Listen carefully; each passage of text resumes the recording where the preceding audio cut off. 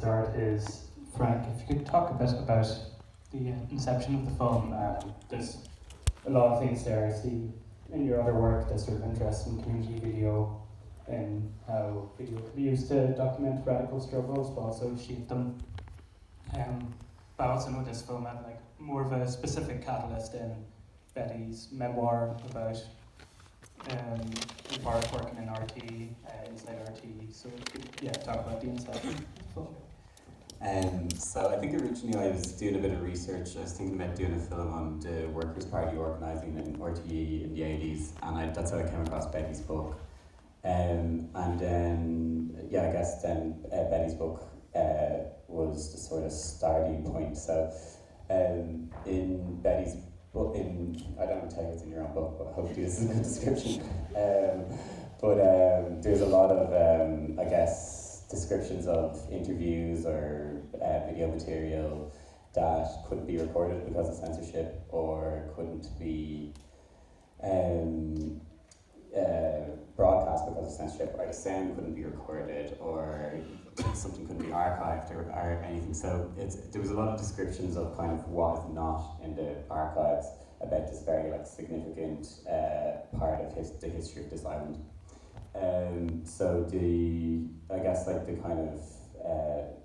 starting point was that book, and then trying to kind of recreate some of the material which is not in the archive. So to do that, we interviewed people who were censored during this period, but we interviewed them in 2022, 2023. And then myself and Sean Finnan, who's here, compiled those interviews it's a co-writer on the film, combined those interviews into a kind of script, kind of verbatim interviews into a script. And then, as you've seen, we cast actors to kind of reenact those interviews and then dub their own performances. So I guess we were interested in how, the news media sort of mediates this kind of information, and kind of trying to explore that by the process of how we treated this kind of documentary material, which was the interviews, and how then we brought that into kind of attempting to kind of recreate what's not in the archive. Yeah, and then that, led forward to recreating everything around that, the sort of news program form, and you used vintage cameras, did you, from the late 80s? I can talk. So myself and Granny Galvin, who's a cinematographer, did a lot of research on tube cameras, which were used for live broadcast television right up until late 80s maybe.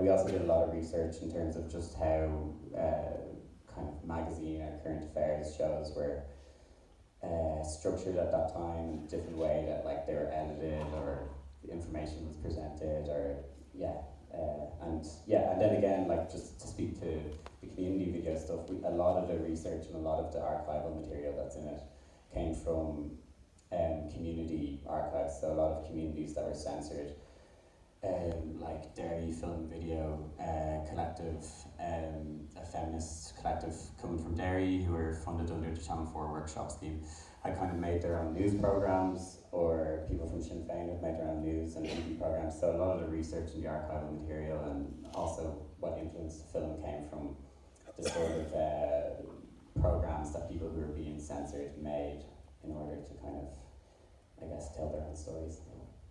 Betty, I'd like to ask you about kind of your early days in RT. I know that you write in your memoir about seeing Bernadette Devlin and the civil rights movement, and that kind of being one of the things that kind of pushed you towards politics. And I know you're involved with groups, radical groups like People's Democracy in the 70s. What was that change like coming to RT, where it's a very different kind of relationship with politics? Yeah, well, I suppose I came out of student radicalism, and I was very politically involved from a very young age. When I was in the anti-apartheid struggle when I was only 15, because the Springboks were visiting Ireland, and I was involved in the Labour Party at that time. And then you know, when I came into RTE, I think a group of us came in at the one time, and we were very seeing ourselves as crusading journalists that were going to change the world. And at that time, it was the beginning of Women Today, which we saw as a radical crusading programme. But already, the blanket of censorship, the caution was there, and you could feel it in the air when you came in. I mean, we were hugely excited to be in the organisation, but at the same time, the censorship was everything. You know, Frank very well shows some of the more ludicrous aspects of it, to do with Larry O'Toole and the Baker strike, or Mick Quinlan, the gay activist from Gay Health Collective, and the Concerned Parents Against Drugs, which a colleague of mine, Roisin Boyd, did a lot of work with in RTE, and had to constantly ask people, were they members of Sinn Féin. So it was very difficult working under the censorship, and there were political forces within RTE as well who were constantly making it more difficult for people who opposed the censorship. And we did do a few things. We had a few strikes. I did a report from Armagh Prison for Women Today, and because of that I was taken out of current affairs for a year, and was working on health programmes because it was a punishment for doing that programme. And then finally we took a case to Europe on the issue of censorship, and I think that was there was a lot of build up for that through the unions and through collecting affidavits from various colleagues who had different experiences of the censorship, and people like, you know, Brendan O'Brien, who worked as Northern correspondent for Today Tonight, and was constantly embarrassed by the censorship and having to ask people that question in the North. I might open it up at that stage. If you just want to raise your hand if you have a question, we have a microphone going around. Yeah, just over there. Yeah.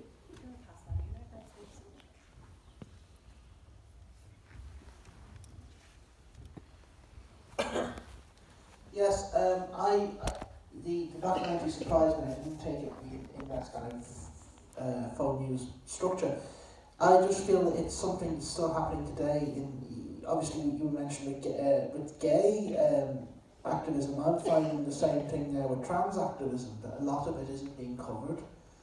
A lot of it is that the newspapers, even people who claim to be trans allies, are constantly profiling people who are not, and not challenging them on their lies, and a constant lick-arsery and a constant hypocrisy, constantly lying, making up one thing and then saying that we shouldn't, pronouns are offensive, and then using them, and then, saying that we have to say this, forcing people to say this, and then not doing it yourself, and then, people, I feel that there's almost now, I don't want to say too much, but I think there's a similar thing going on with, the National Gender Service, and, who have been known to be sort of, censoring schools for covering trans topics. I think there is a sort of hand of fate over the newspapers and RTE where, 5 years ago we had trans characters in Fair City, and now we don't. And I think that is something that I don't want to say too much because going off topic, but I feel like that censorship is still something very powerful, and something that very much is still an influence. So yeah, I think that there's still it's not just Sinn Féin. Obviously people are going with Sinn Féin because now there's other elements in Sinn Féin too. There's a whole it's I don't want to go off topic, but I'm just saying that there is still, these things are still happening. Do you want to respond to that?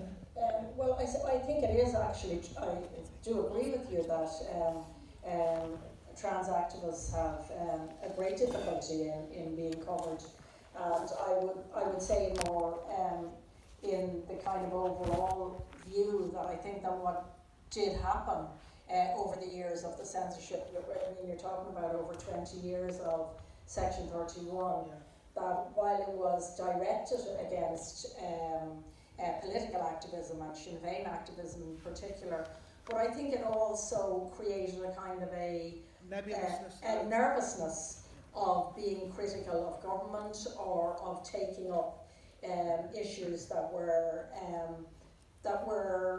more controversial. And in terms of the whole kind of debate around trans rights, I think that RTE has often been found wanting, mainly by a lack of coverage of the issue. And putting Graham Linehan on an expert when he's clearly a man who needs mental help, and instead of getting mental health... Completely. Yes. But, you know, I think that it's just something that does happen, that people develop a caution.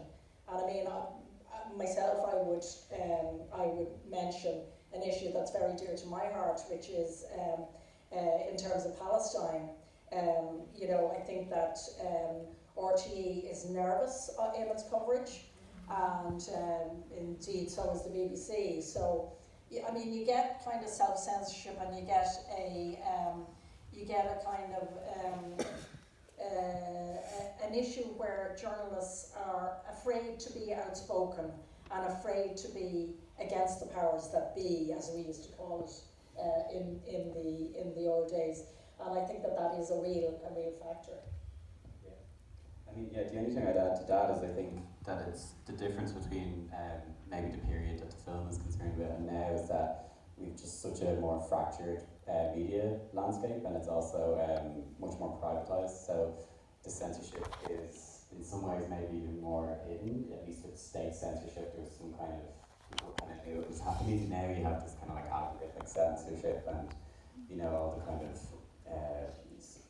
social media systematic censorship. So it's kind of it's got many forms now, and especially around Palestine, it feels especially evident at the moment. Yeah. Do you have any other questions? Yeah, just in the back there. Top left.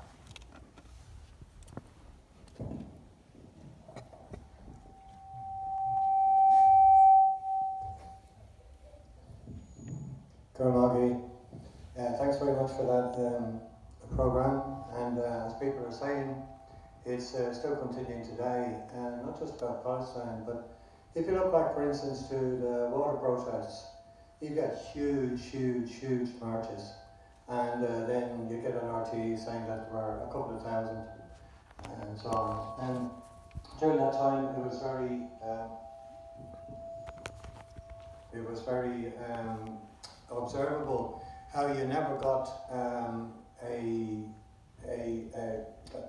a sky shot down onto the demonstration so you could actually see how big it was. And I can't imagine that was accidental. They have helicopters, they have cameras, but they would never show it. Another example was during we had a bombing here in Dublin, the biggest bombing of the whole struggle. The biggest number of victims in one day during the whole of the 30 Years' War, and that was for years. That was not shown on RTE. In fact, the first program about it was a British one, and you had to have access on your television to be able to get that, which a lot of people didn't have. I was home on holiday from Britain at the time, and I remember having to go and find a friend who had that access to that British television so I could see the program. So when you think about it, a government or a ruling class that allows its own city to be bombed and doesn't expose it, doesn't chase up the people who are behind it, and still to this day, I suppose most of them are dead now, but we've only had programs quite recently showing the whole thing. It's still going on, and it's a very big problem. And I don't know what we can do about it, because I have to say that the unions themselves are not fighting it. They really aren't. Maybe back in the day they did, but they're not now. My dad was a sub-editor in all the Irish newspapers, and he was an NUJ member all his life. And he was well clear that the whole thing was censored.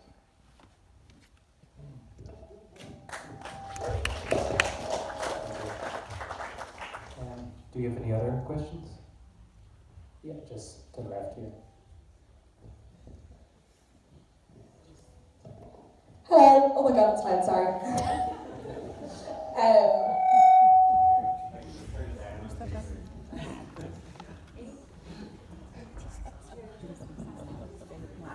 Testing 1, 2. Are we good? Are we good? Thank you.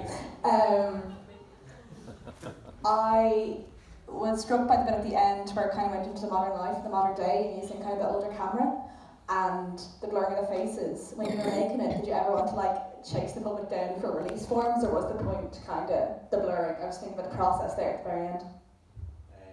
Well, I think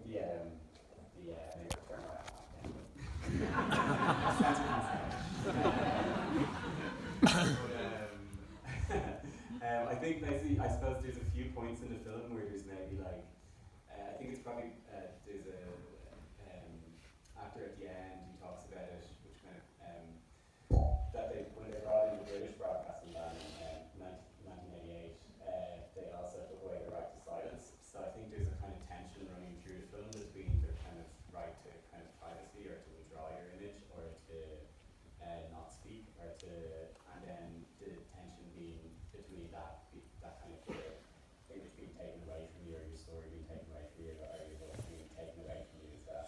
So I think that kind of, at the end is kind of, yeah, I think there's a few points that are kind of maybe trying to explore that tension between wanting control of your image, your voice, and having it taken away. I think we have time for one more question, or I think we can do maybe two. I think maybe. Yeah, just this person here, the left here.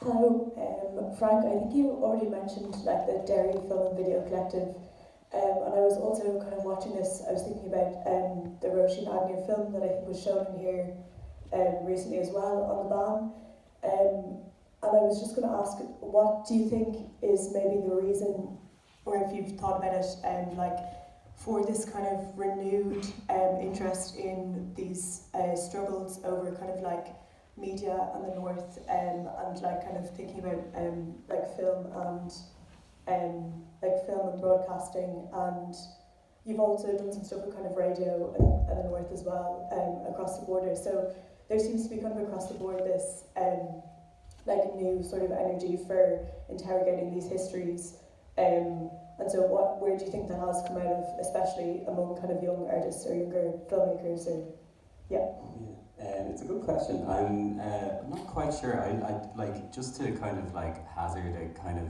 guess, I think maybe it's the sort of rise of Sinn Féin as a political entity and the sort of like the legacies in terms of the narratives about the North still. So like, certainly in my opinion, I think you still see a narrative that was sort of very much pushed by the British state in the early 70s, and you still see people kind of, I guess, giving a narrative about the conflict that is sort of very rooted in censorship, I would say. So yeah, I don't know, that's kind of just a kind of thought. But yeah, would you have any? Yeah, I do think that. I think that the narrative of censorship is still very relevant. And I think that it's kind of bred into journalists and RTE now to be super critical, I would say, of Sinn Féin and the left. That's kind of just something that is years of fear of government has instilled that. And the other reason I think that it's become a salient point is since the peace process, because in a way RT journalists were themselves out of the loop. I mean, instead of being in on the conversation of what's going on in there, you know, what is this discussion around militarism versus political way forward, because RT weren't really talking to activists, we were kind of blindsided. I think that genuinely happened, and when the Hume Adams process became public, RT had to run and scramble to catch up, And then that's become such a significant process in terms of Ireland into the future that I think a lot of young people then started asking the question of what happened with the censorship and why were we as a public denied so much information over the years. I think there was one last question here, and we might have to finish on that. Just briefly. Thanks very much for that amazing show. It really reminds me of other recent work that have used actors to lip sync archival material.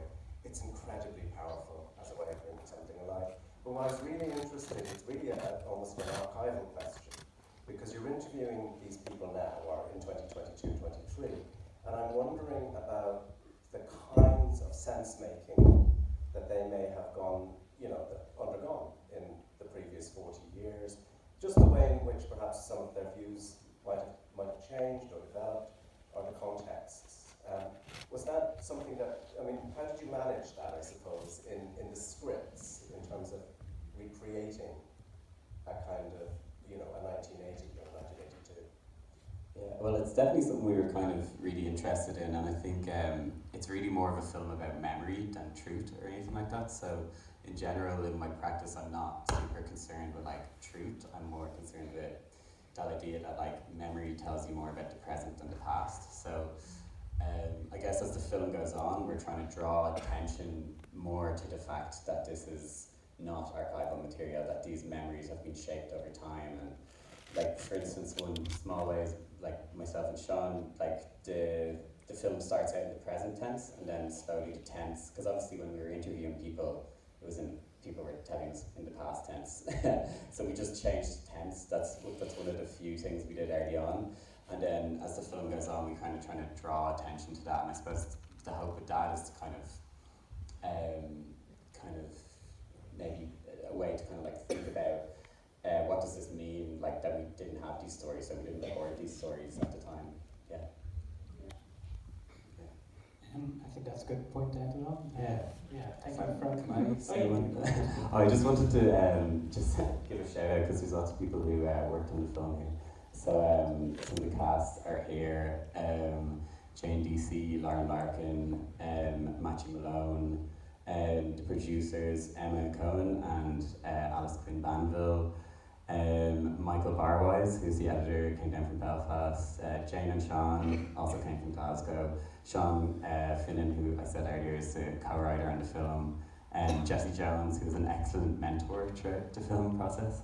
And then also some people who we interviewed as part of the research who trusted us with their stories and memories. So just to say thank you to them and round of applause.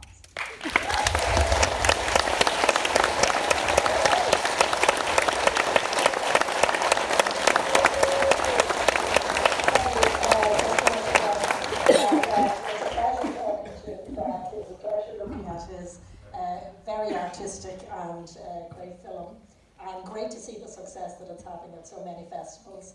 And it's great to keep this story alive as well, because it's so relevant for everything that we view and everything that we hear.